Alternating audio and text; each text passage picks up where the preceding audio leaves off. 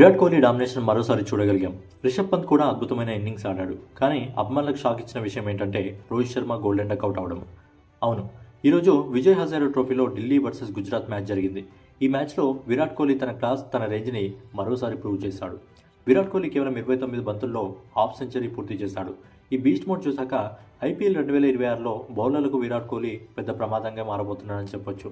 మొత్తంగా విరాట్ కోహ్లీ 61 బంతుల్లో 77 పరుగులు చేశాడు. ఈ ఇన్నింగ్స్లో 13 ఫోర్లు, ఒక సిక్సర్ ఉన్నాయి. ఇది కోహ్లీకి వరుసగా రెండో మ్యాచ్ 120+ స్ట్రైక్ రేట్తో ఆడిన ఇన్నింగ్స్. ఈ మ్యాచ్లో విరాట్ కోహ్లీ టీంకి హైయెస్ట్ స్కోరర్గా నిలిచాడు. అంతేకాదు ఈ సీజన్లో విజయ్ హజారే ట్రోఫీలో లీడింగ్ రన్ స్కోరర్ లిస్టులో రెండో స్థానంలో ఉన్నాడు విరాట్ కోహ్లీ. ఫస్ట్ ప్లేస్లో స్వస్తిక్ సంబ్లే 212 రన్స్, సెకండ్ ప్లేస్లో విరాట్ కోహ్లీ 208 రన్స్. విరాట్ బ్యాట్ పట్టాడంటే డామినేషన్ ఖాయమన్నట్టే అనమాట. ఇక కెప్టెన్ రిషబ్ పంత్ కూడా అద్భుతంగా పోరాడాడు. ఢిల్లీ స్కోర్ 108, 4 వికెట్లు పోగొట్టుకున్న సమయంలో పంత్ బ్యాటింగ్కి వచ్చాడు. అండర్ ప్రెజర్లో అతను ఒక అద్భుతమైన హాఫ్ సెంచరీ చేశాడు. మొత్తంగా 79 బంతుల్లో 70 పరుగులు చేసి టీంని చాలా బాగా నిలబెట్టాడు. న్యూజిలాండ్ సిరీస్లో కూడా ఇలాంటి ఫామ్ కొనసాగించాలని ఆశిద్దాం. ఢిల్లీ టీం మొత్తంగా 254 పరుగులు చేసింది.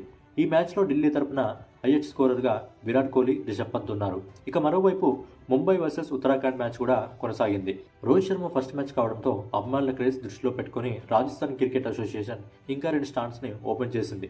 ఫ్యాన్స్ అందరూ రోహిత్ బ్యాటింగ్ చూడాలని ఎదురు చూస్తారు. కానీ దురదృష్టవశాత్తు ఈరోజు రోహిత్ శర్మ గోల్డెన్ డకౌట్ అయ్యాడు. రోహిత్ శర్మ బ్యాటింగ్ చూడడానికి వచ్చిన అభిమానులకు ఇది చాలా డిసప్పాయింట్ మూమెంట్గా మారింది.